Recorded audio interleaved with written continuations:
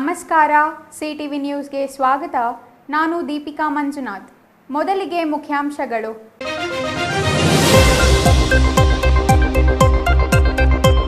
ಲೋಕಸಭಾ ಚುನಾವಣೆ ಮತ ಎಣಿಕೆಗೆ ಸಿದ್ಧವಾದ ಜಿಲ್ಲಾಡಳಿತ. ಮತ ಎಣಿಕೆ ಕೊಠಡಿಗಳು ಪರಿಶೀಲಿಸಿದ ಜಿಲ್ಲಾ ಚುನಾವಣಾಧಿಕಾರಿ. 600ಕ್ಕೂ ಹೆಚ್ಚು ಪೊಲೀಸರಿಂದ ಬಿಗಿ ಭದ್ರತೆ. ಲೋಕಸಭಾ ಚುನಾವಣೆ ಮತ ಎಣಿಕೆಗೆ ಕ್ಷಣಗಣನೆ. ಜನರಲ್ಲಿ ಹೆಚ್ಚಿದ ಕುತೂಹಲ, ಸೋಲು ಗೆಲುವಿನ ಲೆಕ್ಕಾಚಾರ. ಚುನಾವಣೋತ್ತರ ಸಮೀಕ್ಷೆ ಬಹಿರಂಗದ ನಂತರವೂ ಯಾರ ಲೆಕ್ಕಾಚಾರ ಎಂಬ ಸ್ಥಿತಿ. ಗಡಿ ತಾಲೂಕು ಚೇಳೂರಿನಲ್ಲಿ ಬಿರುಗಾಳಿ ಸಹಿತ ಭಾರೀ ಮಳೆ. ಮನೆಗಳಿಗೆ ನುಗ್ಗಿದ ನೀರು, ಗುಡುಗು ಮಿಂಚು ಸಹಿತ ಬಿರುಗಾಳಿಗೆ ಧರೆಗುರುಳಿದ ಮರಗಳು. ಜಿಲ್ಲಾ ಕೇಂದ್ರ ಚಿಕ್ಕಬಳ್ಳಾಪುರದಲ್ಲಿ ರಸ್ತೆಗಳದ್ದೇ ಸಮಸ್ಯೆ. ಜಿಲ್ಲೆಯಾಗಿ 15 ವರ್ಷ ಕಳೆದರೂ ಸರಿಯಾಗಿಲ್ಲ ರಸ್ತೆಗಳು. ಮುಷ್ಟೂರು ರಸ್ತೆಗೆ ಮುಕ್ತಿ ಯಾವಾಗ ಎನ್ನುತ್ತಿರುವ ಸ್ಥಳೀಯರು. ವಾರ್ತೆಗಳ ವಿವರ. ಇಡೀ ದೇಶವೇ ಕುತೂಹಲದಿಂದ ಕಾಯುತ್ತಿರುವ ಲೋಕಸಭೆ ಮಹಾಸಮರದ ಫಲಿತಾಂಶಕ್ಕೆ ಕ್ಷಣಗಣನೆ ಆರಂಭವಾಗಿದೆ. ಇನ್ನು ಕೇವಲ 36 ಗಂಟೆಯಲ್ಲಿ ಲೋಕಸಭೆ ಗೆಲ್ಲುವವರು ಯಾರು ಎಂಬುದು ಬಹಿರಂಗವಾಗಲಿದೆ. ಲೋಕಸಭಾ ಚುನಾವಣೆ ಮತ ಎಣಿಕೆ ಜೂನ್ 4ರಂದು ನಡೆಯಲಿರುವ ಹಿನ್ನೆಲೆಯಲ್ಲಿ ಮತ ಎಣಿಕೆಗೆ ಅಗತ್ಯವಿರುವ ಸಿದ್ಧತೆಗಳನ್ನು ಜಿಲ್ಲಾ ಚುನಾವಣೆ ಆಯೋಗ ಪೂರ್ಣಗೊಳಿಸಿದೆ. ಮತ ಎಣಿಕಾ ಕೇಂದ್ರಗಳಲ್ಲಿ ಯಾವುದೇ ರೀತಿಯ ಗೊಂದಲಗಳಿಗೆ ಅವಕಾಶವಿಲ್ಲದಂತೆ ಕ್ರಮ ವಹಿಸುವ ಜೊತೆಗೆ ಎಣಿಕಾ ಕೇಂದ್ರದ ಬಳಿ ಯಾವುದೇ ರೀತಿಯ ಅಹಿತಕರ ಘಟನೆ ನಡೆಯದಂತೆ ಸೂಕ್ತ ಭದ್ರತೆ ಒದಗಿಸಲಾಗಿದೆ.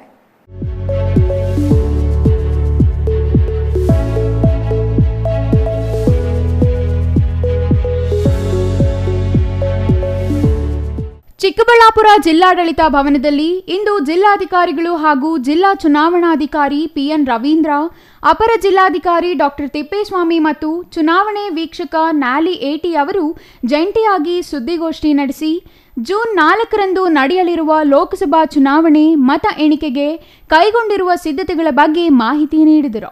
ಚಿಕ್ಕಬಳ್ಳಾಪುರ ಲೋಕಸಭಾ ಕ್ಷೇತ್ರಕ್ಕೆ ಕಳೆದ ಏಪ್ರಿಲ್ 26ರಂದು ಮತದಾನ ನಡೆದಿತ್ತು. ಮತದಾನದ ನಂತರ ಇವಿಎಂ ಮತ್ತು ವಿವಿ ಟ್ಯಾಬ್ಗಳನ್ನು ಚಿಕ್ಕಬಳ್ಳಾಪುರ ಹೊರವಲಯದಲ್ಲಿರುವ ನಾಗಾರ್ಜುನ ಎಂಜಿನಿಯರಿಂಗ್ ಕಾಲೇಜಿನ ಸ್ಟ್ರಾಂಗ್ ರೂಮ್ನಲ್ಲಿ ಭದ್ರಪಡಿಸಲಾಗಿದ್ದು, ಜೂನ್ 4ರಂದು ಮತ ಎಣಿಕೆ ನಡೆಯಲಿದೆ. ಚಿಕ್ಕಬಳ್ಳಾಪುರ ಲೋಕಸಭಾ ಕ್ಷೇತ್ರದಲ್ಲಿ 9,83,775 ಪುರುಷ ಮತದಾರರು, 9,97,306 ಮಹಿಳಾ ಮತದಾರರು ಮತ್ತು 266 ಇತರೆ ಮತದಾರರು ಇದ್ದು, ಇವರಲ್ಲಿ ಏಪ್ರಿಲ್ 26ರಂದು ನಡೆದ ಮತದಾನದಲ್ಲಿ 7,66,348 ಪುರುಷ ಮತದಾರರು, 7,59,275 ಮಹಿಳಾ ಮತದಾರರು ಮತ್ತು 94 ಮಂದಿ ಇತರೆ ಮತದಾರರು ಸೇರಿ ಒಟ್ಟು 15,25,717 ಮಂದಿ ತಮ್ಮ ಹಕ್ಕು ಚಲಾಯಿಸುವ ಮೂಲಕ 77% ಮತದಾನ ಚಿಕ್ಕಬಳ್ಳಾಪುರ ಲೋಕಸಭಾ ಕ್ಷೇತ್ರದಲ್ಲಿ ನಡೆದಿತ್ತು ಎಂದು ಜಿಲ್ಲಾಧಿಕಾರಿ ಪಿಎನ್ ರವೀಂದ್ರ ತಿಳಿಸಿದರು. ಅಲ್ಲದೆ 85 ವರ್ಷ ಮೇಲ್ಪಟ್ಟ ಮತ್ತು ಅಂಗವಿಕಲ ಮತದಾರರಿಗೆ ಈ ಬಾರಿ ಮನೆಯಲ್ಲಿಯೇ ಮತದಾನ ಮಾಡಲು ಅವಕಾಶ ಕಲ್ಪಿಸಲಾಗಿದ್ದು, 1,575 85 ವರ್ಷ ಮೇಲ್ಪಟ್ಟ ಮತದಾರರು ಮತ್ತು 752 ಅಂಗವಿಕಲ ಮತದಾರರು ತಮ್ಮ ಹಕ್ಕು ಚಲಾಯಿಸಿದ್ದಾರೆ. ಇವರೊಂದಿಗೆ ಸೇವಾನಿರತ ಅಧಿಕಾರಿ ಮತ್ತು ಸಿಬ್ಬಂದಿಯ ಅಂಚೆ ಮತಗಳು 221 ಸೇರಿ 6,035 ಮಂದಿ ಅಂಚೆ ಮತ ಚಲಾಯಿಸಿದ್ದು, ಈ ಮತಗಳ ಎಣಿಕೆಯು ಜೂನ್ 4ರಂದು ನಡೆಯಲಿದೆ. ನಾಗಾರ್ಜುನ ಎಂಜಿನಿಯರಿಂಗ್ ಕಾಲೇಜಿನಲ್ಲಿ ನಡೆಯಲಿರುವ ಮತ ಎಣಿಕೆಗಾಗಿ ಒಟ್ಟು 10 ಕೊಠಡಿಗಳನ್ನು ಸಿದ್ಧಪಡಿಸಲಾಗಿದೆ. 10 ಕೊಠಡಿಗಳಲ್ಲಿ ಒಟ್ಟು 94 ಟೇಬಲ್ಗಳ ಮೇಲೆ ಮತ ಎಣಿಕೆ ನಡೆಯಲಿದೆ. ಇದಕ್ಕಾಗಿ 128 ಸಿಬ್ಬಂದಿ, 112 ಮೇಲ್ವಿಚಾರಕರು ಮತ್ತು ಮತ ಎಣಿಕೆ ಸೂಕ್ಷ್ಮ ವೀಕ್ಷಕರಾಗಿ 113 ಮಂದಿ ಕರ್ತವ್ಯ ನಿರ್ವಹಿಸಲಿದ್ದಾರೆ ಎಂದರು.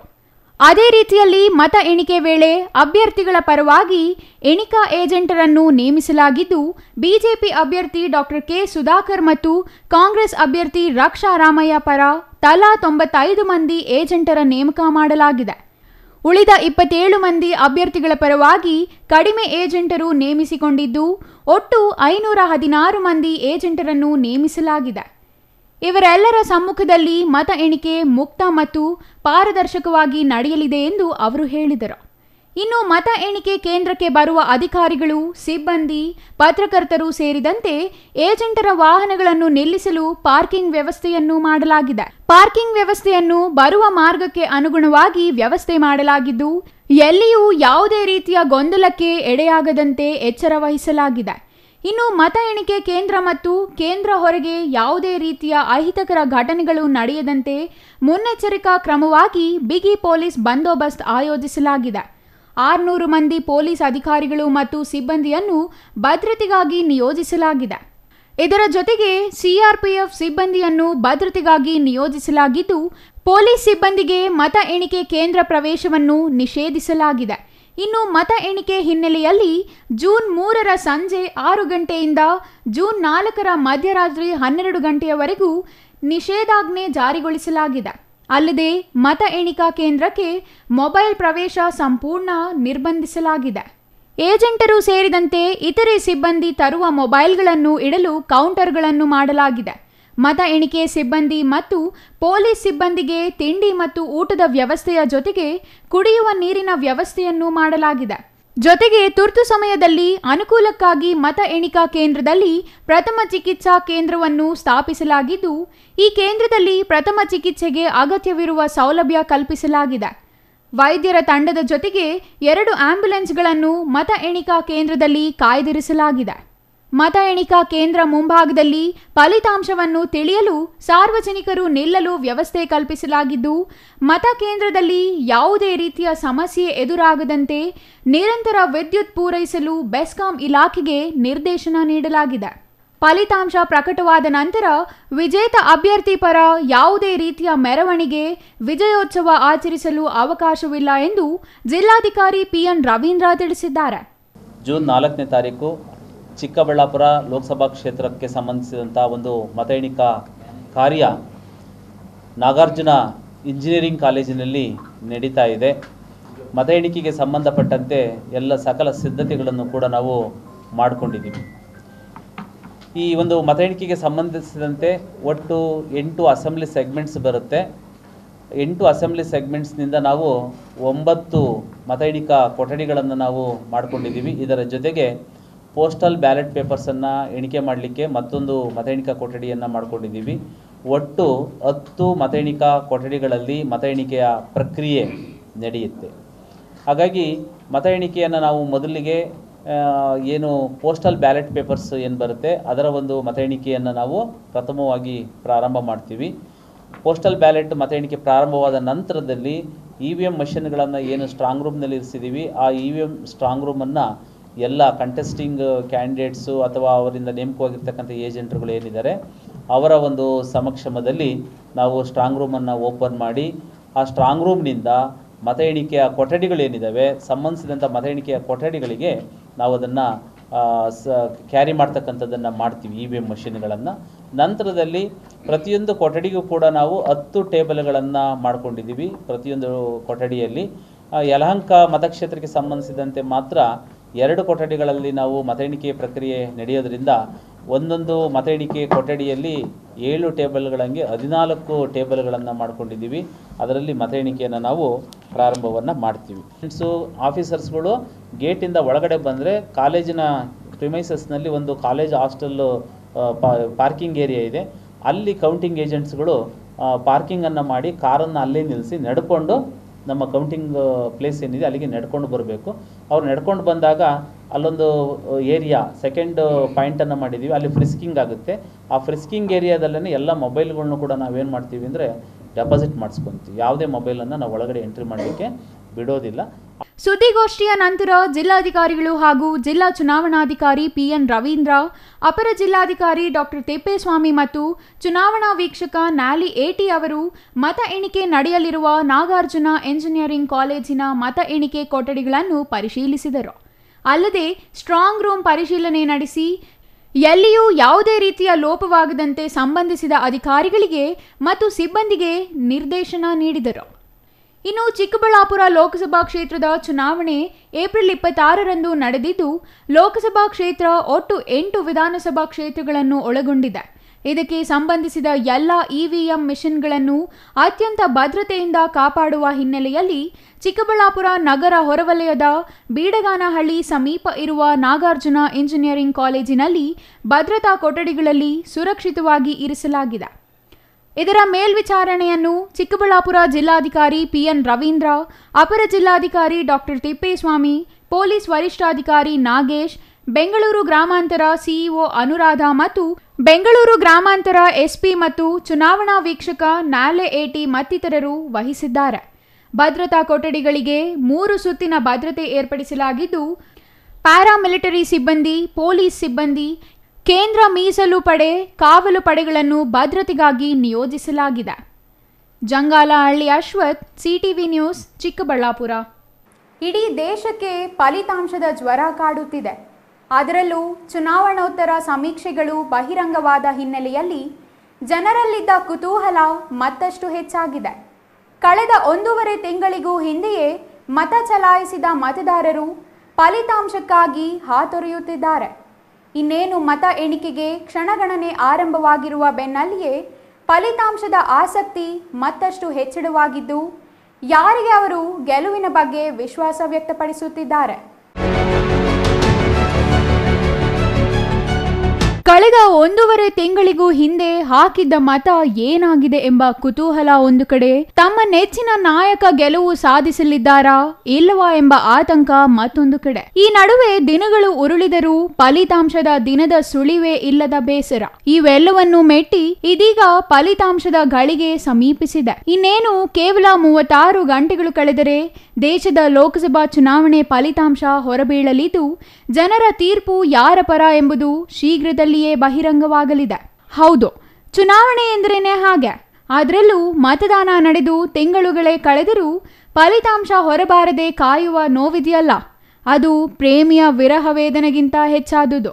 ಅದೇ ವಿರಹ ವೇದನೆಯನ್ನು ಕಳೆದ 1.5 ತಿಂಗಳಿಗೂ ಹೆಚ್ಚು ಕಾಲದಿಂದ ದೇಶದ ಜನತೆ ಅನುಭವಿಸುತ್ತಿದ್ದಾರೆ. ವಿಶ್ವದ ಅತಿ ದೊಡ್ಡ ಪ್ರಜಾಪ್ರಭುತ್ವ ರಾಷ್ಟ್ರ ಎಂಬ ಹೆಗ್ಗಳಿಕೆಗೆ ಪಾತ್ರವಾಗಿರುವ ಭಾರತದಲ್ಲಿ ಲೋಕಸಭಾ ಚುನಾವಣೆ ಎಂಬುದು ಇಡೀ ವಿಶ್ವದ ಗಮನ ಸೆಳೆಯುವ ಚುನಾವಣೆ. ಅದರಲ್ಲೂ ನರೇಂದ್ರ ಮೋದಿಯವರು 2 ಬಾರಿ ಪ್ರಧಾನಿಯಾಗಿ ಯಶಸ್ವಿ ಆಡಳಿತ ನಡೆಸಿದ ನಂತರ ಇಡೀ ವಿಶ್ವದ ಗಮನ ದೇಶದ ಚುನಾವಣಾ ಫಲಿತಾಂಶದತ್ತ ಕೇಂದ್ರೀಕೃತವಾಗಿದೆ. ಇದು ಹೊರಗಿನ ದೇಶದ ಸ್ಥಿತಿಯಾದರೆ, ದೇಶದ ಒಳಗಿನ ಜನರ ಸ್ಥಿತಿಯಂತೂ ಮತ್ತಷ್ಟು ಗಂಭೀರವಾಗಿದೆ.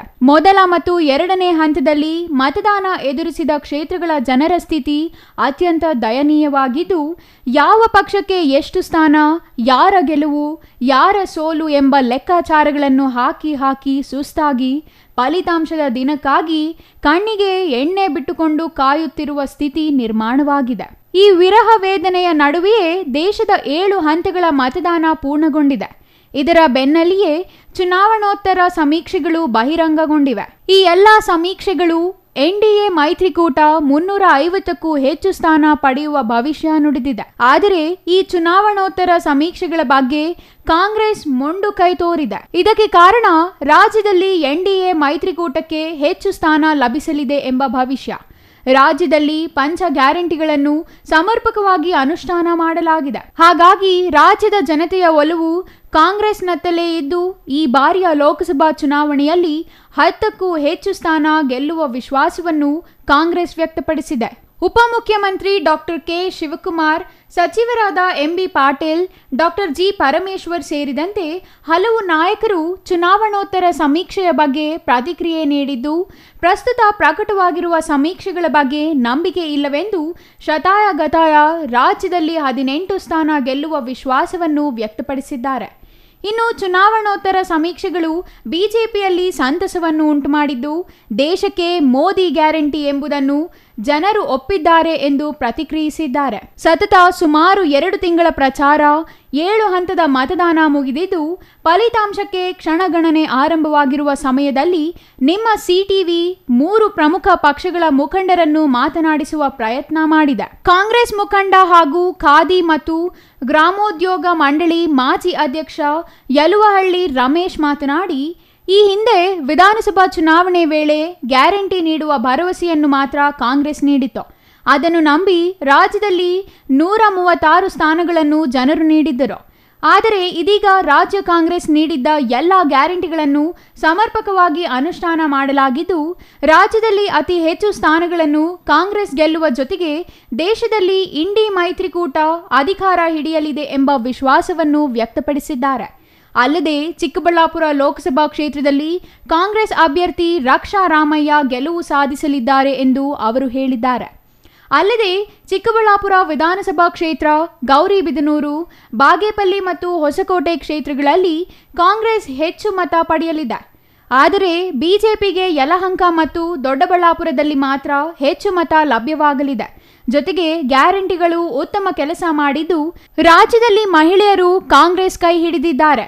ಇದರಿಂದ ಕಾಂಗ್ರೆಸ್ ಸುಲಭವಾಗಿ ಗೆಲುವು ಸಾಧಿಸಲಿದೆ ಎಂದು ಅವರು ವಿಶ್ಲೇಷಿಸಿದ್ದಾರೆ. ಚಿಕ್ಕಬಳ್ಳಾಪುರ ಲೋಕಸಭಾ ಚುನಾವಣಾ ವ್ಯಾಪ್ತಿಯಲ್ಲಿ 8 ವಿಧಾನಸಭಾ ಕಾನ್ಸ್ಟಿಟ್ಯೂನ್ಸಿಗಳು ಬರುತ್ತೆ. ನನ್ನ ಒಂದು ಅಂದಾಜಿನ ಪ್ರಕಾರ ನಮ್ಮ ತಾಲೂಕಲ್ಲಿ ನಾವೆಲ್ಲ ಭಾಳ ಚೆನ್ನಾಗಿ ಎಲ್ಲ ಕಾಂಗ್ರೆಸ್ಸು ಮುಖಂಡರುಗಳು, ಕಾರ್ಯಕರ್ತರು ಎಲ್ಲರೂ ಭಾಳಷ್ಟು ನಮಗೆ ಸಹಮತ ಕೊಟ್ಟು ಕ್ಷೇತ್ರದಾದ್ಯಂತ ಓಡಾಡಿ ನಾವೆಲ್ಲ ಕೆಲಸ ಮಾಡಿದ್ದೀವಿ.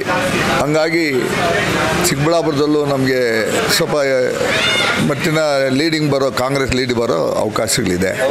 ಮಹಿಳೆಯರು ಹೆಚ್ಚಿನ ಒಲವು ಕಾಂಗ್ರೆಸ್ ಕಡೆ ತೋರಿಸಿದ್ದಾರೆ. ಮಹಿಳಾ ಮತದಾರರು ಏನೇ ಗ್ಯಾರಂಟಿಗಳು, ಪಂಚ ಗ್ಯಾರಂಟಿಗಳಿದೆ, ಅದು ಚೆನ್ನಾಗಿ ವರ್ಕೌಟ್ ಆಗಿದೆ. ಅದು ಬರೀ ವಿಧಾನಸಭೆಗೆ ಸೀಮಿತ ಆಗಿಲ್ಲ, ಅದು ಲೋಕಸಭೆಗೆ ಕೂಡ ವರ್ಕೌಟ್ ಆಗಿದೆ. ಹಾಗೆ ಮಹಿಳೆಯರು ಬಹಳಷ್ಟು ಮಹಿಳಾ ಮತದಾರರು ಕಾಂಗ್ರೆಸ್ಗೆ ಒಲವು ತೋರಿದ್ದಾರೆ. ಇನ್ನು ಬಿಜೆಪಿ ಮುಖಂಡ SRS ದೇವರಾಜ್ ಮಾತನಾಡಿ, ರಾಜ್ಯದಲ್ಲಿ 25, ದೇಶದಲ್ಲಿ 398 ಸ್ಥಾನ ಗೆಲ್ಲುವ ವಿಶ್ವಾಸ ವ್ಯಕ್ತಪಡಿಸಿದ್ದಾರೆ. ದೇಶಕ್ಕೆ ಮೋದಿಜಿ ಅವರೇ ಗ್ಯಾರಂಟಿ ಎಂಬುದನ್ನು ಜನತೆ ಸಾಬೀತುಪಡಿಸಿದ್ದಾರೆ ಎಂಬುದಕ್ಕೆ ಚುನಾವಣೋತ್ತರ ಸಮೀಕ್ಷೆಗಳೇ ನಿದರ್ಶನವಾಗಿದ್ದು, ಈ ಎಲ್ಲ ಸಮೀಕ್ಷೆಗಳನ್ನು ಮೀರಿ ಬಿಜೆಪಿ ಜಯಗಳಿಸುವ ಮೂಲಕ ನರೇಂದ್ರ ಮೋದಿ ಅವರು 3ನೇ ಬಾರಿಗೆ ದೇಶದ ಪ್ರಧಾನಿಯಾಗಲಿದ್ದಾರೆ. ಅದೇ ರೀತಿಯಲ್ಲಿ ಚಿಕ್ಕಬಳ್ಳಾಪುರ ಕ್ಷೇತ್ರದಲ್ಲಿ ಅತಿ ಹೆಚ್ಚಿನ ಮತಗಳ ಅಂತರದಿಂದ ಡಾಕ್ಟರ್ ಕೆ ಸುಧಾಕರ್ ಅವರು ಗೆದ್ದು ಲೋಕಸಭಾ ಪ್ರವೇಶ ಮಾಡಲಿದ್ದಾರೆ ಎಂದು ವಿಶ್ವಾಸ ವ್ಯಕ್ತಪಡಿಸಿದ್ದಾರೆ. ವಿಚಾರ ಏನಂತಂದರೆ, ಇವತ್ತು ನಮ್ಮ ಜಿಲ್ಲೆಯಲ್ಲಿ ಮಾನ್ಯ ನಮ್ಮ ಡಾಕ್ಟರ್ ಕೆ ಸುಧಾಕರ್ ಸರ್ ಅವರು ಒಳ್ಳೆ ಮತಗಳಿಂದ ನಮ್ಮ 8 ಕ್ಷೇತ್ರಗಳಲ್ಲಿ ಕೂಡ ಎಲ್ಲ ನಮ್ಮ ಮತದಾರರು ಅವರನ್ನು ಒಳ್ಳೆ ಕೈಯನ್ನು ಹಿಡಿದಿದ್ದಾರೆ. ಏನಂತಂದರೆ 70,000 ರಿಂದ 80,000 ಮತಗಳಲ್ಲಿ ಅಂತರದಲ್ಲಿ ಅವರು ಗೆಲ್ಲುವಂಥ ನಿರೀಕ್ಷೆಯಲ್ಲಿದೆ. ಹಾಗೆ ಎಲ್ಲ ನಮ್ಮ ಕಾರ್ಯಕರ್ತರಿಗೂ, ಮುಖಂಡರುಗಳಿಗೂ ಅವರಿಗೆ ಒಂದು ಸಂತೋಷವನ್ನು ತರುವಂಥ ಕ್ಷಣದಲ್ಲಿ ಕಾಯ್ತಾ ಇದ್ದೀವಿ ನಾವೆಲ್ಲ. ಇದು ಇಡೀ ಭಾರತ ದೇಶವು ಕೂಡ ನಮ್ಮ 3ನೇ ಬಾರಿ ಕಮಲದ ಅರಳುವ ಸಂದರ್ಭದಲ್ಲಿ ಮೋದಿಜಿಯವರ 3ನೇ ಬಾರಿ ಒಂದು ಪ್ರಧಾನಮಂತ್ರಿ ನೋಡುವ ಕಾತರದಿಂದ ಎಲ್ಲ ಕಾರ್ಯಕರ್ತರು, ಮುಖಂಡರುಗಳು ಹಾಗೂ ನಿಂತಿರ್ತಕ್ಕಂಥ ಎಲ್ಲ ಅಭ್ಯರ್ಥಿಗಳಿಗೂ ಕೂಡ ಶುಭಾಶಯಗಳನ್ನು ಕೋರೋದಕ್ಕೆ ಇಷ್ಟಪಡ್ತೀನಿ.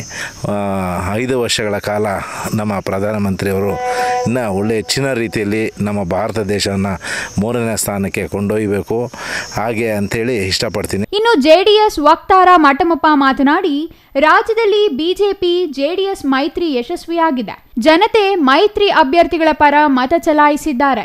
ಅಲ್ಲದೆ ಜೆಡಿಎಸ್ 3 ಅಭ್ಯರ್ಥಿಗಳು ಗೆಲುವು ಸಾಧಿಸಲಿದ್ದು, ಕೇಂದ್ರದಲ್ಲಿ ಮತ್ತೊಮ್ಮೆ ಎನ್ಡಿಎ ಸರ್ಕಾರ ಅಧಿಕಾರಕ್ಕೆ ಬರಲಿದೆ ಎಂದು ವಿಶ್ವಾಸ ವ್ಯಕ್ತಪಡಿಸಿದರು. ಜೊತೆಗೆ ರಾಜ್ಯದ 28 ಕ್ಷೇತ್ರಗಳಲ್ಲಿಯೂ ಜೆಡಿಎಸ್ ಮತ್ತು ಬಿಜೆಪಿ ಮುಖಂಡರು, ಕಾರ್ಯಕರ್ತರು ಹಗಲಿರುಳು ಶ್ರಮಿಸಿ ಅಭ್ಯರ್ಥಿಗಳ ಪರ ಪ್ರಚಾರ ಮಾಡಿದ್ದು, ಈ ಶ್ರಮ ಫಲ ನೀಡಲಿದೆ ಎಂದು ಅವರು ಹೇಳಿದ್ದಾರೆ. ವಿಶೇಷವಾಗಿ ಇವತ್ತು ನಮ್ಮ NDA ಏನು, ಅದರಲ್ಲೂ ನಮ್ಮ ಜಾತ್ಯತೀತ ಜನತಾದಳ ಪಕ್ಷ ನಮ್ಮ ಕರ್ನಾಟಕದಲ್ಲಿ ಅಲಿಯನ್ಸ್ ಮಾಡಿಕೊಂಡು ಎಲ್ಲ ರೀತಿಯಾದಂತಹ ಒಂದು ಅಲಿಯನ್ಸು ಒಂದು ಮೈತ್ರಿ ವರ್ಕೌಟ್ ಆಗಿದೆ ಅಂತೇಳ್ಬಿಟ್ಟು ಹೇಳಲೇಬೇಕಾಗುತ್ತೆ. ಯಾಕಂದರೆ ನಮ್ಮ JDS ಪಕ್ಷದ ಎಲ್ಲ ನಿಷ್ಠಾವಂತ ಕಾರ್ಯಕರ್ತರು, ಮುಖಂಡರು, ನಾಯಕರು ಎಲ್ಲರೂ ಕೂಡ ನಾವು ಕಾಯ ವಾಚ ಮನಸ ಕೆಲಸ ಮಾಡಿದ್ದೀವಿ NDA ಅಭ್ಯರ್ಥಿಗಳ ಪರ. ಮತ್ತು ಅದೇ ರೀತಿ ಅವರೂ ಕೂಡ ನಮ್ಮ JDS ಅಭ್ಯರ್ಥಿಗಳಿಗೆ ಖಂಡಿತವಾಗ್ಲೂ ಕೂಡ ಅವರೂ ಕೂಡ ಕೆಲಸ ಮಾಡಿದ್ದಾರೆ. ನಾವು JDS ಪಕ್ಷ NDA ಅಭ್ಯರ್ಥಿ ಏನು 3 ಅಂತ ನಾವು ತಗೊಂಡಿದ್ವಿ, 3 ಖಂಡಿತವಾಗ್ಲೂ ಕೂಡ ಗೆಲ್ತಕ್ಕಂಥ ಅವಕಾಶ ಈಗಾಗಲೇ ಇದೆ. ಈಗಾಗಲೇ ನಾವು ಎಕ್ಸಿಟ್ ಪೋಲಲ್ಲಿ ಏನು ಹೇಳ್ತಾ ಇದ್ದಾರೆ ಅದೆಲ್ಲ ಸಮೀಕ್ಷೆಗಳು ಕೂಡ ನಿಜ ಅಂತಕ್ಕಂಥ ವಿಶ್ವಾಸ ನಂಬಿಕೆ ಇದೆ. ಅದೇ ರೀತಿ BJPಯೂ ಅಷ್ಟೇ ಕನಿಷ್ಠ ಅಂದ್ರೂ ಕೂಡ 22ರಿಂದ 23 ಸ್ಥಾನಗಳ ಮೇಲೆ ಗೆಲ್ತಕ್ಕಂಥ ಅವಕಾಶ ಖಂಡಿತವಾಗ್ಲೂ ಕೂಡ BJPಗೆ ಇದೆ. ಆ ನಿಟ್ಟಿನಲ್ಲಿ ಇವತ್ತು ದೇಶದಲ್ಲಿ ಇವತ್ತು ಮತ್ತೆ BJP NDA ಸರ್ಕಾರ ಖಂಡಿತವಾಗ್ಲೂ ಕೂಡ ಅಧಿಕಾರದಲ್ಲಿ ಕುತ್ಕೊಳ್ಳೋದು ಯಾವುದೇ ಸಂದೇಹ ಇಲ್ಲ. ಜೊತೆಗೆ ಇವತ್ತು ನಮ್ಮ ರಾಜ್ಯದಲ್ಲಿ ಮತ್ತು ಇವತ್ತು ನಮ್ಮ ವಿಶೇಷವಾಗಿ ನಮ್ಮ ಚಿಕ್ಕಬಳ್ಳಾಪುರದಲ್ಲಿ ಏನು ಮೈತ್ರಿ ಅಭ್ಯರ್ಥಿ ಡಾಕ್ಟರ್ ಸುಧಾಕರ್ ಅವರು ಏನಾಗಿದ್ದರು ಅವರು ಖಂಡಿತವಾಗ್ಲೂ ಕೂಡ ಗೆಲ್ಲೋದ್ರಲ್ಲಿ ಯಾವುದೇ ಸಂದೇಹ ಇಲ್ಲ. ಯಾಕೆ ಡಾಕ್ಟರ್ ಸುಧಾಕರ್ ಅವರು ಚಿಕ್ಕಬಳ್ಳಾಪುರ ಲೋಕಸಭಾ ಕ್ಷೇತ್ರದಿಂದ ಗೆದ್ದು ಆಯ್ಕೆಯಾಗಿ ಪಾರ್ಲಿಮೆಂಟ್ಗೆ ಹೋಗೋದ್ರಲ್ಲಿ ಯಾವುದೇ ಸಂದೇಹ ಇಲ್ಲ ಅಂತಕ್ಕಂಥ ಒಂದು ಸ್ಪಷ್ಟವಾದ ನಿಲುವನ್ನು ಇವತ್ತು ನಾನು ಪಕ್ಷದ ವಕ್ತಾರನಾಗಿ ಜಿಲ್ಲಾ ವಕ್ತಾರನಾಗಿ ನಾನು ಸ್ಪಷ್ಟಪಡಿಸ್ತಾ ಇದ್ದೀನಿ. ಇನ್ನು ಚಿಕ್ಕಬಳ್ಳಾಪುರ ಲೋಕಸಭಾ ಕ್ಷೇತ್ರದಲ್ಲಿ ಮೈತ್ರಿ ಅಭ್ಯರ್ಥಿ ಡಾಕ್ಟರ್ ಕೆ ಸುಧಾಕರ್ ಪರ JDS ಮತ್ತು BJP ಅಭ್ಯರ್ಥಿಗಳು ಹೆಚ್ಚು ಶ್ರಮಿಸಿದ್ದು ಇಲ್ಲಿಯೂ ಸುಧಾಕರ್ ಗೆಲುವು ನಿಶ್ಚಿತ. 1 ಲಕ್ಷಕ್ಕೂ ಹೆಚ್ಚು ಮತಗಳ ಅಂತರದಿಂದ ಸುಧಾಕರ್ ಅವರು ಗೆದ್ದು ಲೋಕಸಭಾ ಪ್ರವೇಶ ಮಾಡಲಿದ್ದಾರೆ ಎಂದು ಅವರು ತಿಳಿಸಿದರು. ಒಟ್ಟಿನಲ್ಲಿ ಲೋಕಸಭಾ ಫಲಿತಾಂಶದ ಕಾವು ದೇಶದಲ್ಲಿ ತೀವ್ರವಾಗಿದ್ದು ಇದು ರಾಜ್ಯ ಮತ್ತು ಚಿಕ್ಕಬಳ್ಳಾಪುರ ಕ್ಷೇತ್ರವನ್ನು ಬಿಟ್ಟಿಲ್ಲ ಎಂಬುದಕ್ಕೆ ಜನರ ಕುತೂಹಲವೇ ಕಾರಣವಾಗಿದೆ. ಇನ್ನೇನು 36 ಗಂಟೆಗಳಲ್ಲಿ ಫಲಿತಾಂಶ ಹೊರಬೀಳಲಿದ್ದು ಯಾರು ಗೆದ್ದು ಬೀಗಲಿದ್ದಾರೆ, ಯಾರು ಸೋತು ನಿರಾಸೆ ಹೊಂದಲಿದ್ದಾರೆ ಎಂಬುದು ತಿಳಿಯಲಿದೆ. ಅಲ್ಲದೆ ರಾಜ್ಯದಲ್ಲಿ ಕಾಂಗ್ರೆಸ್ ಗ್ಯಾರಂಟಿಗಳು ಕೆಲಸ ಮಾಡಿದೆಯಾ ಇಲ್ಲವೇ ಮೋದಿ ಗ್ಯಾರಂಟಿ ಕೆಲಸ ಮಾಡಿದೆಯಾ ಎಂಬುದು ಇನ್ನು ಕೆಲವೇ ಗಂಟೆಗಳಲ್ಲಿ ಬಹಿರಂಗವಾಗಲಿದ್ದು ಅಲ್ಲಿಯವರೆಗೂ ಜನರ ಉತ್ಸಾಹ ಮುಂದುವರಿಯಲಿದೆ ಎಂಬುದರಲ್ಲಿ ಅನುಮಾನವಿಲ್ಲ. Jangalahalli Ashwath, CTV news, Chikkaballapur. ಚೇಳೂರಿನಲ್ಲಿ ಶನಿವಾರ ರಾತ್ರಿ ಗುಡುಗು ಮಿಂಚು ಸಹಿತ ಜೋರು ಮಳೆ ಸುರಿದು ಗುಡುಗಿನ ಆರ್ಭಟಕ್ಕೆ ಪಟ್ಟಣದ ಜನರು ಭಯಗೊಂಡಿದ್ದರು.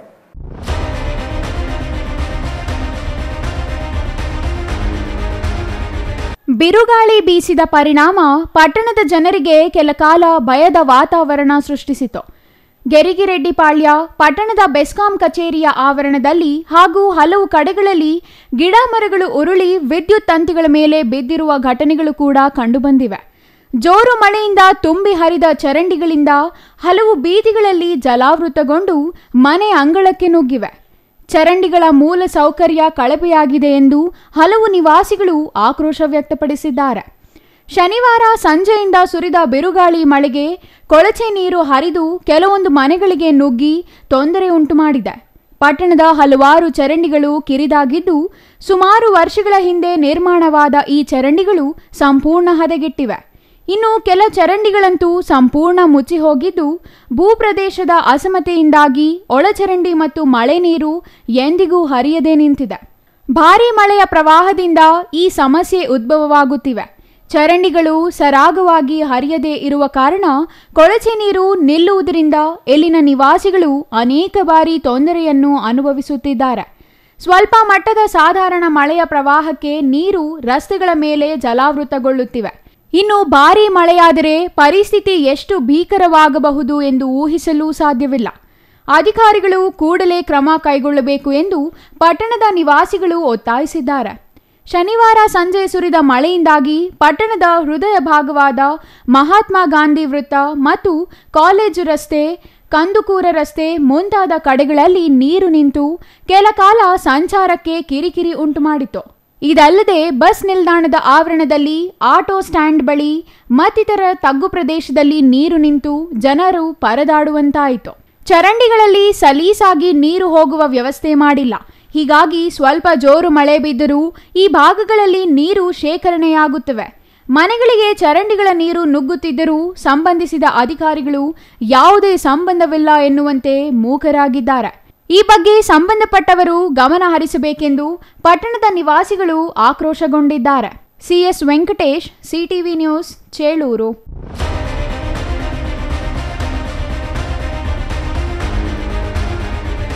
ಇದೀಗ ಚಿಕ್ಕದೊಂದು ವಿರಾಮ. ವಿರಾಮದ ನಂತರ CTV ನ್ಯೂಸ್ ಮುಂದುವರಿಯಲಿದೆ.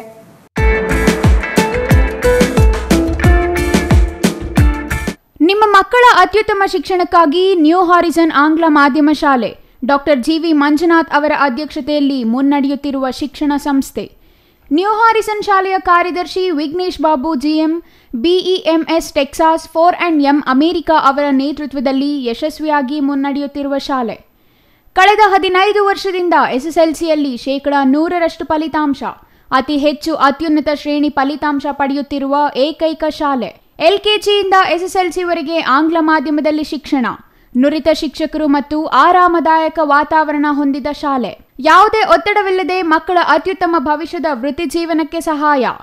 ಶಾಲಾ ಶೈಕ್ಷಣಿಕ ಪಠ್ಯಕ್ರಮದ ಜೊತೆಗೆ ಸಾಂಸ್ಕೃತಿಕ, ನಾಟಕ, ಸಂಗೀತ, ನೃತ್ಯ ಮತ್ತು ಕ್ರೀಡೆಗಳು ಹೆಚ್ಚಿನ ಆಯೋಜನೆ. ಸುವಿಶಾಲ ಆಟದ ಮೈದಾನ, ಸುಸಜ್ಜಿತ ಶಾಲಾ ಕಟ್ಟಡ, ಸುಭದ್ರತೆಯ ಶಾಲಾ ಬಸ್ಗಳ ಸಂಪರ್ಕ. ಮತ್ತೇಕೆ ತಡ? ಕೂಡಲೇ ನಿಮ್ಮ ಮಕ್ಕಳ ದಾಖಲಾತಿಗಾಗಿ ಸಂಪರ್ಕಿಸಿ ನ್ಯೂ ಹಾರಿಸನ್ ಶಾಲೆ, BB ರಸ್ತೆ, ಚಿಕ್ಕಬಳ್ಳಾಪುರ. ಹೆಚ್ಚಿನ ವಿವರಗಳಿಗೆ ಸಂಪರ್ಕಿಸಿ 9448664528.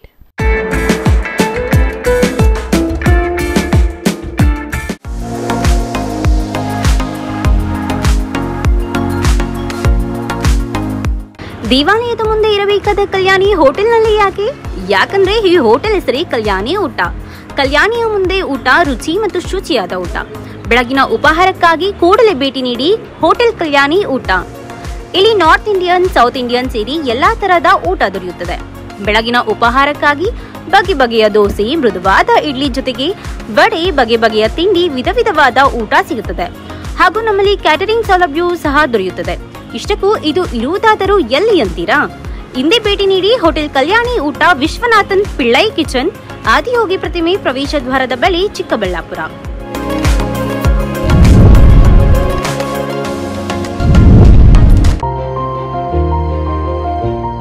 Jain mission hospital, Jain mission ಟ್ರಸ್ಟ್ನ ಲಾಭರಹಿತ ಉಪಕ್ರಮ, BB ರಸ್ತೆ, ಚಿಕ್ಕಬಳ್ಳಾಪುರ.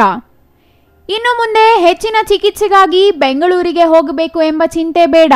ಚಿಕ್ಕಬಳ್ಳಾಪುರದ ಮೊಟ್ಟ ಮೊದಲ ಅತ್ಯಾಧುನಿಕ ತಂತ್ರಜ್ಞಾನ, ಗುಣಮಟ್ಟದ ವೈದ್ಯಕೀಯವನ್ನು ಒಳಗೊಂಡ ಏಕೈಕ ಆಸ್ಪತ್ರೆ ಜೈನ್ ಮಿಷನ್ ಹಾಸ್ಪಿಟಲ್. ದಿನದ 24 ಗಂಟೆಗಳು ನೆಬುಲೈಸೇಷನ್, ಹೆರಿಗೆ, ICU, ಟ್ರಾಮ್ ಸೆಂಟರ್, ಆಂಬ್ಯುಲೆನ್ಸ್ ಸೇವೆಗಳು ಲಭ್ಯವಿದೆ. ಜೈನ್ ಮಿಷನ್ ಆಸ್ಪತ್ರೆಯು 4 ಅಂತಸ್ತಿನ ಕಟ್ಟಡವನ್ನು ಒಳಗೊಂಡಿದ್ದು 100 ಹಾಸಿಗೆಗಳುಳ್ಳ ಸುಸಜ್ಜಿತವಾದ ಆಸ್ಪತ್ರೆಯಾಗಿದೆ. ಅಲ್ಲದೆ ಸುಧಾರಿತ ಲ್ಯಾಬ್ ಸೌಲಭ್ಯಗಳು, ಎಕ್ಸ್ರೇ, OT ಕಾಂಪ್ಲೆಕ್ಸ್, ಲ್ಯಾಬ್ ಸೇವೆಗಳು, ಒಳಗಿನ ರೋಗಿಗಳು, ಸಾಮಾನ್ಯ ಸೇವೆಗಳು ಲಭ್ಯವಿದೆ. 24 ಗಂಟೆಗಳ ತುರ್ತು ಸೇವೆಗಳು, ICU, NICU, ಅಪಘಾತ ಮತ್ತು ತುರ್ತು ಚಿಕಿತ್ಸೆ, ಫಾರ್ಮಸಿ, ಆಂಬ್ಯುಲೆನ್ಸ್. ವಿರಾಮದ ನಂತರ ಮತ್ತೆ CTV ನ್ಯೂಸ್ಗೆ ಸ್ವಾಗತ. ಚಿಕ್ಕಬಳ್ಳಾಪುರ ನಗರ ಈಗ ಜಿಲ್ಲಾ ಕೇಂದ್ರ. ಜಿಲ್ಲಾ ಕೇಂದ್ರವಾಗಿ 15 ವರ್ಷಗಳಾದರೂ ನಗರಕ್ಕೆ ಹೊಂದಿಕೊಂಡಿರುವ ರಸ್ತೆಗಳ ಅಗಲೀಕರಣವಾಗಿಲ್ಲ. ಡಾಂಬರೀಕರಣವಾಗದೆ ಸಂಚರಿಸುವ ವಾಹನ ಸವಾರರು ಜೀವ ಭಯದಲ್ಲಿಯೇ ಸಂಚರಿಸಬೇಕಾದ ಅನಿವಾರ್ಯತೆ ಎದುರಾಗಿದೆ. ನಗರಕ್ಕೆ ಅಂಟಿಕೊಂಡಿರುವ ಮುಷ್ಟೂರು ರಸ್ತೆ ಇದಕ್ಕೆ ಉತ್ತಮ ಉದಾಹರಣೆಯಾಗಿದ್ದು, 15 ದಿನಗಳಲ್ಲಿ ರಸ್ತೆ ದುರಸ್ತಿ ಮಾಡದಿದ್ದರೆ ಪ್ರತಿಭಟನೆ ಮಾಡುವುದಾಗಿ ಸ್ಥಳೀಯರು ಎಚ್ಚರಿಸಿದ್ದಾರೆ. ಚಿಕ್ಕಬಳ್ಳಾಪುರ ಜಿಲ್ಲಾ ಕೇಂದ್ರದಲ್ಲಿ ದಿನೇ ದಿನೇ ಜನದಟ್ಟಣೆ, ವಾಹನ ದಟ್ಟಣೆ ಹೆಚ್ಚಾಗುತ್ತಿದೆ. ಅದಕ್ಕೆ ತಕ್ಕಂತೆ ರಸ್ತೆಗಳ ಅಭಿವೃದ್ಧಿಯಾಗಿಲ್ಲ ಎಂಬುದು ಬಹಿರಂಗ ಸತ್ಯ. ಹೊಸ ರಸ್ತೆ ಅಭಿವೃದ್ಧಿ ಪಡಿಸೋದಿರ್ಲಿ, ಇರೋ ರಸ್ತೆಗಳೆಲ್ಲ ಹೊಂಡಗಳಾಗಿ ಮಾರ್ಪಟ್ಟಿವೆ. ಸ್ವಲ್ಪ ಮಳೆ ಬಂದರೂ ಕೃಷಿ ಹೊಂಡಗಳಾಗಿ ಮಾರ್ಪಡುತ್ತವೆ. ಅವುಗಳನ್ನ ದುರಸ್ತಿ ಮಾಡೋ ಕೆಲಸವೂ ಆಗ್ತಿಲ್ಲ. ಮುಷ್ಟೂರಿಂದ ಕೇತನಹಳ್ಳಿ ಈಶಾ ಫೌಂಡೇಶನ್ಗೆ ಹೋಗೋ ರಸ್ತೆಗೆ ಹೋದ್ರೆ ಜಿಲ್ಲಾ ಕೇಂದ್ರದ ರಸ್ತೆಗಳ ಗುಣಮಟ್ಟದ ಅನುಭವವಾಗಲಿದೆ.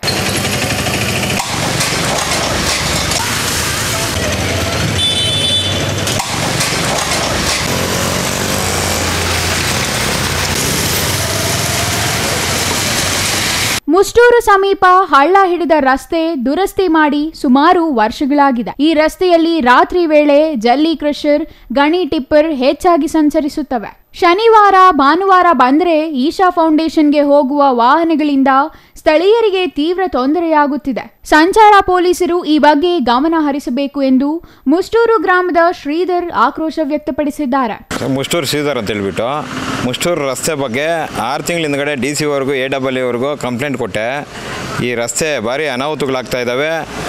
ಈ ಬಂಡೆಗಳು ತುಂಬಿಕೊಂಡು ಟ್ರಿಪ್ಪರ್ ಲಾರಿಗಳು ಓವರ್ ಲೋಡ್ ಹಾಕ್ಕೊಂಡು ಬಂದು ರಸ್ತೆ ಹಾಳಾಗಿದ್ದಾವೆ. ಶಾಲಾ ಮಕ್ಕಳಿಗೆ, ಕಾಲೇಜುಗಳಿಗೆ, ರೈತರು ಹೂವು ಸಾಗಣೆ ಮಾಡೋದಕ್ಕೆ ಆಗಲಿ ಭಾರಿ ತೊಂದರೆಗಳಾಗ್ತಾಯಿದೆ. ಗುಂಡಿಗಳಾಗಿ ಓಡಾಡೋಕ್ಕಾಗ್ತಾಯಿಲ್ಲ. ದಯವಿಟ್ಟು ಈ ರಸ್ತೆನ 15 ದಿನದ ಒಳಗಡೆ ಸರಿಪಡಿಸ್ಕೊಡೋದು ಹೋದರೆ ನಾನು ಇಲ್ಲಿ ಪ್ರತಿಭಟನೆ ಮಾಡ್ತೀವಿ, ನಾವು ಊರು ಗ್ರಾಮಸ್ಥರೆಲ್ಲ ಸೇರ್ಕೊಂಡು ಅಂತ ಹೇಳ್ಬಿಟ್ಟು ಅವ್ರಿಗೆ ನೇರವಾಗಿ ನಿಮ್ಮ ಇದೇ ಒಂದು ಮೀಡಿಯಾ ಮುಖಾಂತರ ಹೇಳಿದ್ದೆ. ಆ ಮೀಡಿಯಾ ಮುಖಾಂತರ ಎಚ್ಚೆತ್ಕೊಂಡು ಹೇಳಿದಾಗ ಅರ್ಧಂಬರ್ಧ ಕೆಲಸ ಮಾಡಿಬಿಟ್ಟು ಇಲ್ಲಿ ಎಲ್ಲಿಂದ ಅಲ್ಲೇ ಬಿಟ್ಬಿಟ್ಟು ಹೋಗಿದ್ದಾರೆ. ಈಗ ಬೆಳಗ್ಗೆ ಕಮಿಷನರ್ಗೆ ಫೋನ್ ಮಾಡಿ ಹೇಳಿದೆ ನಾನು, ಸರ್ ಈ ಥರ ರಸ್ತೆಗಳು ಗುಣಿ ಬಿದ್ದಿದ್ದಾವೆ, ಬಂದು ಹಾಕ್ಕೊಡ್ಬೇಕು ನೀವು ರಸ್ತೆ ನೋಡಿ ಅಂತ. ನಾಳೆ ಸ್ಪಾಟಿಗೆ ಬಂದು ನೋಡಿಬಿಟ್ಟು ಹಾಕ್ಕೊಡ್ತೀನಿ ಅಂತ ಹೇಳಿದ್ದಾರೆ. ಇವಾಗಲೂ ಅಷ್ಟೇ ಹೇಳ್ತಾ ಇದ್ದೀನಿ, ಮುಷ್ಟೂರು ರಸ್ತೆಗೆ ಬಂದು ಕರೆಕ್ಟಾಗಿ ಕಂಡುಬಿಟ್ಟು ನೋಡಿ ರಸ್ತೆ ಏನಾದರೂ ಸರಿಪಡಿಸ್ಕೊಡ್ಲಿಲ್ಲ ಅಂದರೆ ನಿಮ್ಗೆ ಪದೇ ಪದೇ ಈ ಪ್ರಸ್ತಾಪನ ಬರ್ತಾನೇ ಇದೆ. ಈ ಗುಂಡಿಗಳಾಗಿ ಓಡಾಡೋಕ್ಕಾಗ್ತಾಯಿಲ್ಲ, ಹೂಗಳು ಸಾಗಿಸೋದಕ್ಕಾಗ್ತಾಯಿಲ್ಲ, ತರಕಾರಿಗಳಾಗಲಿ, ಮಕ್ಕಳು, ಶಾಲಾ ಮಕ್ಕಳು, ಆಮೇಲೆ ಆಂಬುಲೆನ್ಸ್ಗಳು ಓಡಾಡೋದಕ್ಕೆ ತುಂಬ ಅನಾನುಕೂಲ ಆಗ್ತಾಯಿದೆ. ದಯವಿಟ್ಟು ನಿಮಗೆ ಅಧಿಕಾರಿಗಳು, ಸಂಬಂಧಪಟ್ಟ ಅಧಿಕಾರಿಗಳು ಕಂಡುಬಿಟ್ಟು ನೋಡಿ, ಇಲ್ಲೇನಾದರೂ ಸರಿಪಡಿಸ್ಕೊಡ್ಲಿಲ್ಲ ಅಂದರೆ ಮತ್ತೆ ನಿಮ್ಗೆ ಹೇಳ್ತಾ ಇದ್ದೀನಿ, ಈ ಸಲ ಅಂತೂ ರಸ್ತೆ ತಡೆ ಹಾಕಿ ಈ ಟ್ರಿಪ್ಪರ್ ಲಾರಿಗಳು, ಬಂಡೆಗಳು, ದೊಡ್ಡ ದೊಡ್ಡ ದಿಂಬೆಗಳು ಹಾಕ್ಕೊಂಡು ಹಾಳು ಮಾಡಿಡ್ತಾ ಇದ್ದಾರೆ. ನಿಮ್ಗೆ ಹೇಳ್ತಾನೆ ಇದ್ದೀನಿ ಪದೇ ಪದೇ, ದಯವಿಟ್ಟು ನಿಲ್ಲಿಸ್ರಿ. ಈ ಈಶಾ ಫೌಂಡೇಶನ್ಗೆ ಹೋಗಿ ಬರೋ ಶನಿವಾರ ಭಾನುವಾರ ಬಂದರೆ ಇಲ್ಲಿ ಹಳ್ಳಿಗಳಾಗ ನಾವು ಓಡಾಡೋಕ್ಕಾಗ್ತಾಯಿಲ್ಲ ಮುಷ್ಟೂರಲ್ಲೇ. ನೀವು ದಯವಿಟ್ಟು ಬಂದು ಗಮನಿಸಬೇಕು. ಈ ಟ್ರಾಫಿಕ್ ಪೊಲೀಸು ಬೇರೆ ಕಡೆ ರೂಟ್ ಮಾಡಿ ಬಿಡಿ ಅವ್ರನ್ನ, ಇಲ್ಲಿ ಮುಷ್ಟೂರಲ್ಲಿ ತಂದು ಬಿಟ್ಟು ಯಾಕೆ ಸಾಯಿಸ್ತಾ ಇದ್ದಾರೆ ಜನಗಳನ್ನ?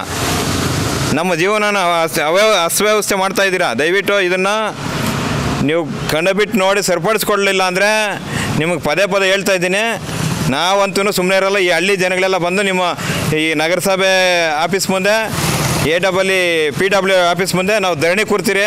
ನಿಮ್ಗೆ ಎಚ್ಚರಿಕೆ ಕೊಡ್ತಾ ಇದ್ದೀನಿ ಈ ಮುಖಾಂತರ. ಸರ್, ಮಳೆ ಬಂದಾಗ ಗುಣಿಗಳಾಗಿ ನೀರು ತುಂಬಿರ್ತವೆ, ಗೊತ್ತೇ ಆಗೋದಿಲ್ಲ, ಬಿದ್ದು ಕೈ ಕಾಲು ಮುರ್ಕೊಂಡವ್ರೆ ಸರ್ ಸುಮಾರು ಜನ.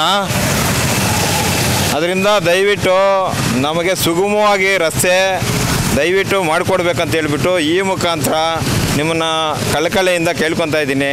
ನೀವು ಇಷ್ಟಕ್ಕೂ ಎಚ್ಚೆತ್ಕೊಂಡು ಮಾಡಿಕೊಡ್ಲಿಲ್ಲ ಅಂದರೆ ಮುಂದಿನ ದಿನದಲ್ಲಿ ಭಾರಿ ಪ್ರತಿಭಟನೆ ಮಾಡ್ತೀರಿ, ಭಾರಿ ಹೋರಾಟ ಮಾಡ್ತೀರಿ. ಇನ್ನು ಚಿಕ್ಕಬಳ್ಳಾಪುರ ನಗರದ MG ರಸ್ತೆ, ಗಂಗಮ್ಮಗುಡಿ ರಸ್ತೆ, ಕಂದವಾರ ಬಾಗಿಲಿಂದ ಕಂದವಾರಕ್ಕೆ ಹೋಗೋ ರಸ್ತೆಗಳು ಇದೇ ಸ್ಥಿತಿಯಲ್ಲಿದ್ದು, ಈಗಲಾದರೂ ನಗರಸಭೆ ಅಧಿಕಾರಿಗಳು ಎಚ್ಚೆತ್ತು ನಗರದ ಹೊರವಲಯಕ್ಕೆ ಸಂಪರ್ಕ ಕಲ್ಪಿಸುವ ರಸ್ತೆಗಳ ಅಭಿವೃದ್ಧಿಗೆ ಗಮನ ಹರಿಸಬೇಕು. ಅಲ್ಲದೆ ನಗರ ವ್ಯಾಪ್ತಿಗೆ ಸೇರುವ ಗ್ರಾಮ ಪಂಚಾಯಿತಿಗಳು ಎಚ್ಚೆತ್ತುಕೊಂಡು ರಸ್ತೆಗಳ ದುರಸ್ತಿಗೆ ಮುಂದಾಗುತ್ತಾರಾ ಕಾದು ನೋಡಬೇಕಿದೆ. Jangalahalli Ashwath, CTV news, Chikkaballapur. ಈಜಾಡಲು ಹೋಗಿ ಇಬ್ಬರು ಹೆಣ್ಣು ಮಕ್ಕಳು ದಾರುಣವಾಗಿ ಮೃತಪಟ್ಟಿರುವ ಘಟನೆ ಮಂಚೇನಹಳ್ಳಿ ತಾಲೂಕಿನ ದಂಡಿಗಾನಹಳ್ಳಿ ಕೆರೆಯಲ್ಲಿ ಶನಿವಾರ ಸಂಜೆ ನಡೆದಿದೆ. ಮುಂಬೈನಿಂದ ಸಂಬಂಧಿಕರ ಮನೆಗೆ ಬಂದಿದ್ದ ಇಬ್ಬರು ಹೆಣ್ಣು ಮಕ್ಕಳು ಮೃತಪಟ್ಟಿರುವುದು ಕುಟುಂಬದಲ್ಲಿ ತೀವ್ರ ವಿಷಾದಕ್ಕೆ ಕಾರಣವಾಗಿದೆ.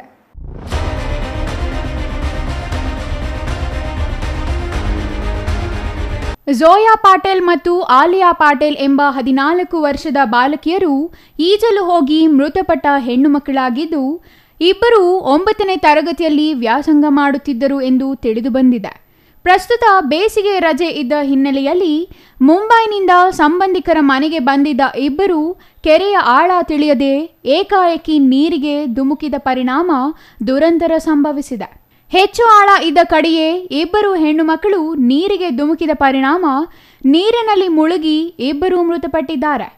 ನಿನ್ನೆ ಸಂಜೆಯಿಂದ ಅಗ್ನಿಶಾಮಕ ಸಿಬ್ಬಂದಿ ಕಾರ್ಯಾಚರಣೆ ನಡೆಸಿ ಇಂದು ಮೃತದೇಹಗಳನ್ನು ಹೊರತೆಗೆಯುವಲ್ಲಿ ಯಶಸ್ವಿಯಾಗಿದ್ದಾರೆ.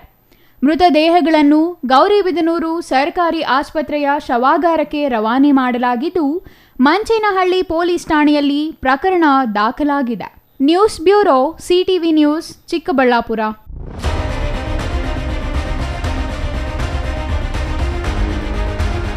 ಗುಡಿಬಂಡೆ ತಾಲೂಕಿಗೆ ತನ್ನದೇ ಆದ ವೈಶಿಷ್ಟ್ಯವಿದೆ.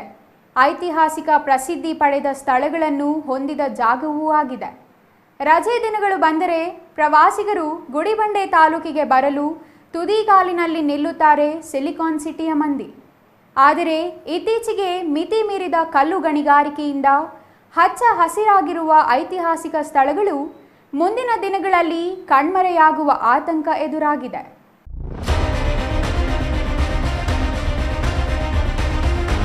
ಹೌದು, ಗುಡಿಬಂಡೆ ಎಂದರೆ ಬೆಟ್ಟ, ಗುಡಿಬಂಡೆ ಎಂದರೆ ಕೆರೆ, ಗುಡಿಬಂಡೆ ಎಂದರೆ ಪ್ರಕೃತಿಯ ಮಡಿಲು.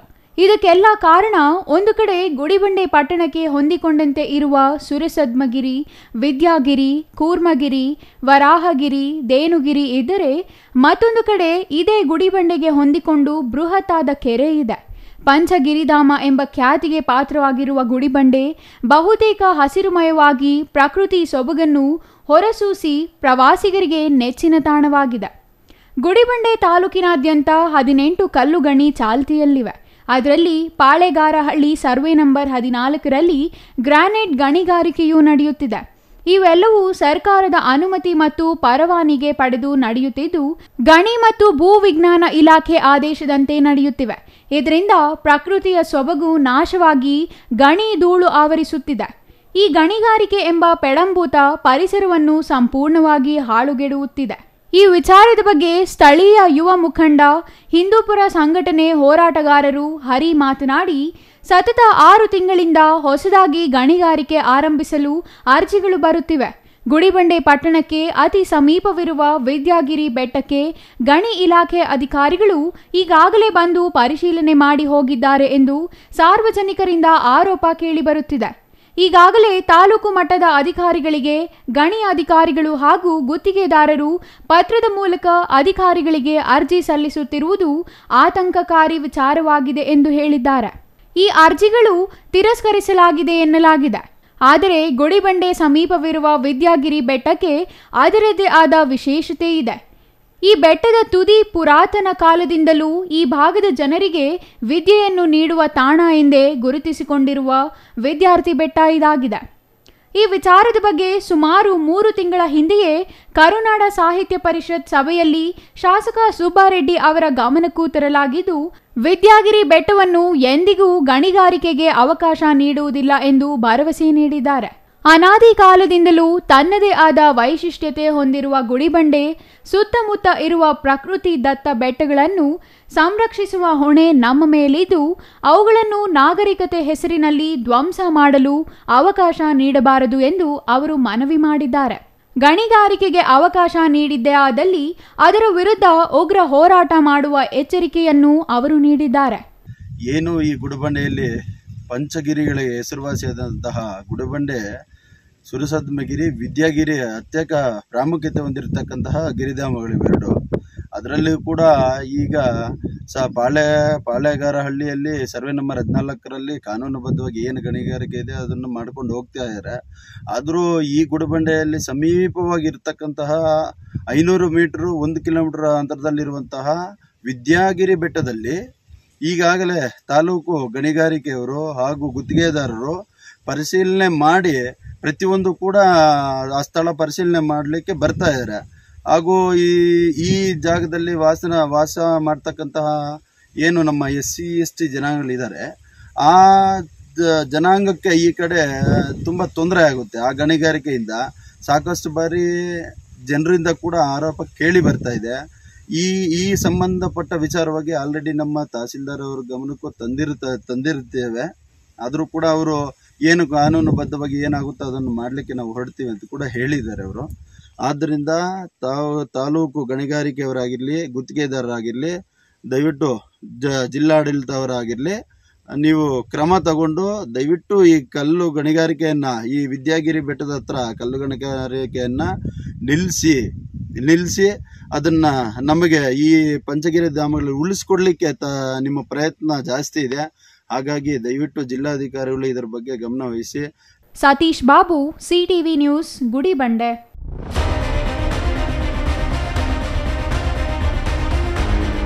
ಇದೀಗ ಚಿಕ್ಕದೊಂದು ವಿರಾಮದ ನಂತರ CTV ನ್ಯೂಸ್ ಮುಂದುವರಿಯಲಿದೆ. ನಿಮ್ಮ ಮಕ್ಕಳ ಹುಟ್ಟುಹಬ್ಬವೇ ಕೇವಲ 500 ರೂಪಾಯಿಗೆ ಸಿಗಲಿದೆ ಪ್ರಚಾರ. ವಿವಾಹ, ವಾರ್ಷಿಕೋತ್ಸವ, ನಾಮಕರಣ, ಗೃಹ ಪ್ರವೇಶ, ಶುಭ ಕಾರ್ಯ ಯಾವುದೇ ಇರಲಿ, ನಾವು ನೀಡ್ತೀವಿ ಪ್ರಚಾರ.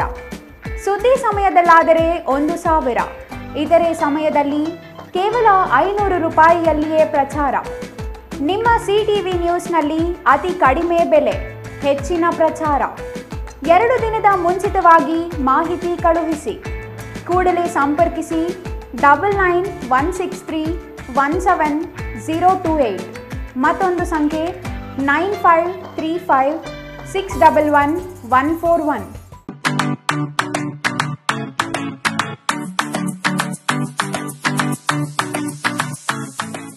ವಿಷಯ ಗೊತ್ತಾಯ್ತಾ? ಮನೆ ಇಂಟೀರಿಯರ್ಸ್ಗೂ ಸಹ ಇವಾಗ EMI ಪೇ ಮಾಡಬಹುದು. ಮನೆ ಕಚ್ಚಿದ ಮೇಲೆ ಇಂಟೀರಿಯರ್ಗೆ ತುಂಬಾನೇ ತಲೆ ಕೆಡ್ಸ್ಕೊತೀವಿ. ಯುನೀಕ್ ಆಗಿರ್ಬೇಕು, ಡಿಫ್ರೆಂಟ್ ಆಗಿರ್ಬೇಕು, ಮಾಡರ್ನ್ ಆಗಿರ್ಬೇಕು ಅಂತ. ಇದಕ್ಕೆಲ್ಲ ಒಂದು ಸೂಪರ್ ಸೊಲ್ಯೂಷನ್ ಕೊಡಬೇಕು ಅಂದ್ರೆ SMH hardware and innovations Chikkaballapur. ಇಡೀ ಬ್ಯಾಂಗ್ಳೂರಲ್ಲಿ ಕಂಪೇರ್ ಮಾಡಿದ್ರೆ ಇವ್ರು ಕೊಡೋ ರೇಟ್ಸ್ ತುಂಬಾನೇ ಅಫೋರ್ಡಬಲ್. ಇವ್ರದೇ ಆದಂತ ಸ್ವಂತ ಮ್ಯಾನುಫ್ಯಾಕ್ಚರಿಂಗ್ ಯೂನಿಟ್ ಇದೆ. Make in India 25 years of experience. 80% of their clients ಬ್ಯಾಂಗ್ಳೂರಲ್ಲೇ ಇರೋದು. ನಿಮ್ ಮನೆಗೆ ಬಂದು ವಿಸಿಟ್ ಮಾಡಿ ನಿಮ್ಗೆ ನೀಟ್ ಆಗಿ ಡಿಸೈನ್ ಮತ್ತು ಎಕ್ಸ್ಪ್ಲನೇಷನ್ ಮಾಡಿ ಯಾವ ತರ ಮಾಡಬಹುದು ಅಂತ ಕ್ಲಾರಿಟಿನೂ ಕೊಡ್ತಾರೆ. ಇಂಟೀರಿಯರ್ಸ್ ಗೆ ಬೇಕಿರೋ ಎಲ್ಲ ಐಟಮ್ ಇವ್ರ ಹತ್ರ ಸಿಗುತ್ತೆ. You will get it at the very very best price ಅಂತಾನೆ ಹೇಳ್ಬೋದು. ಮನೆ ಹೊಸಲಿಂದ ಹಿಡಿದು ಹಾಲ್, ಬೆಡ್ರೂಮ್, ಕಿಚನ್ ಎಲ್ಲಾನು ಇವ್ರ ಹತ್ರ ನೀಟ್ ಆಗಿ ಡಿಸೈನ್ ಮಾಡ್ಕೋಬಹುದು. ಈ ವಿಡಿಯೋನ ಬೇಗ ನಿಮ್ ಫ್ರೆಂಡ್ಸ್ ಅಂಡ್ ಫ್ಯಾಮಿಲೀಸ್ಗೆ ಶೇರ್ ಮಾಡಿ, ತುಂಬಾನೇ ಯೂಸ್ ಆಗುತ್ತೆ.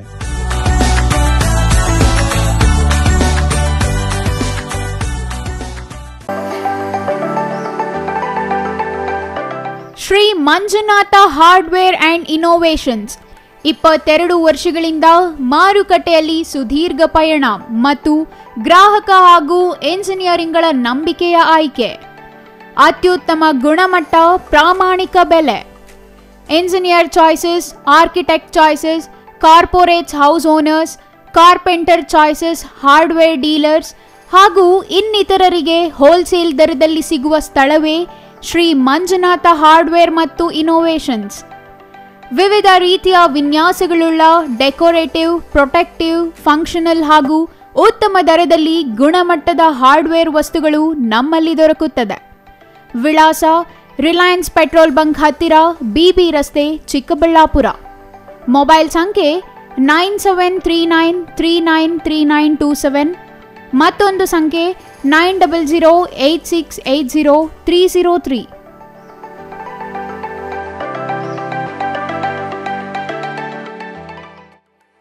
ವಿರಾಮದ ನಂತರ ಮತ್ತೆ CTV ನ್ಯೂಸ್ಗೆ ಸ್ವಾಗತ. ಕೊನೆಯದಾಗಿ ಮತ್ತೊಮ್ಮೆ ಮುಖ್ಯಾಂಶಗಳು.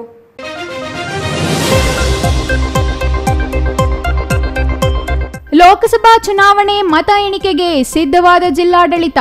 ಮತ ಎಣಿಕೆ ಕೊಠಡಿಗಳು ಪರಿಶೀಲಿಸಿದ ಜಿಲ್ಲಾ ಚುನಾವಣಾಧಿಕಾರಿ. 600ಕ್ಕೂ ಹೆಚ್ಚು ಪೊಲೀಸರಿಂದ ಬಿಗಿ ಭದ್ರತೆ. ಲೋಕಸಭಾ ಚುನಾವಣೆ ಮತ ಎಣಿಕೆಗೆ ಕ್ಷಣಗಣನೆ. ಜನರಲ್ಲಿ ಹೆಚ್ಚಿದ ಕುತೂಹಲ, ಸೋಲು ಗೆಲುವಿನ ಲೆಕ್ಕಾಚಾರ. ಚುನಾವಣೋತ್ತರ ಸಮೀಕ್ಷೆ ಬಹಿರಂಗದ ನಂತರವೂ ಯಾರ ಲೆಕ್ಕಾಚಾರ ಎಂಬ ಸ್ಥಿತಿ. ಗಡಿ ತಾಲೂಕು ಚೇಳೂರಿನಲ್ಲಿ ಬಿರುಗಾಳಿ ಸಹಿತ ಭಾರೀ ಮಳೆ. ಮನೆಗಳಿಗೆ ನುಗ್ಗಿದ ನೀರು, ಗುಡುಗು ಮಿಂಚು ಸಹಿತ ಬಿರುಗಾಳಿಗೆ ಧರೆಗುರುಳಿದ ಮರಗಳು. ಜಿಲ್ಲಾ ಕೇಂದ್ರ ಚಿಕ್ಕಬಳ್ಳಾಪುರದಲ್ಲಿ ರಸ್ತೆಗಳದ್ದೇ ಸಮಸ್ಯೆ. ಜಿಲ್ಲೆಯಾಗಿ 15 ವರ್ಷ ಕಳೆದರೂ ಸರಿಯಾಗಿಲ್ಲ ರಸ್ತೆಗಳು. ಮುಷ್ಟೂರು ರಸ್ತೆಗೆ ಮುಕ್ತಿ ಯಾವಾಗ ಎನ್ನುತ್ತಿರುವ ಸ್ಥಳೀಯರು. ಇದಿಷ್ಟು ಈ ದಿನದ ಸುದ್ದಿ. ನೋಡ್ತಾ ಇರಿ CTV ನ್ಯೂಸ್. ಇದು ನಿಮ್ಮ ಜೊತೆಗಾರ.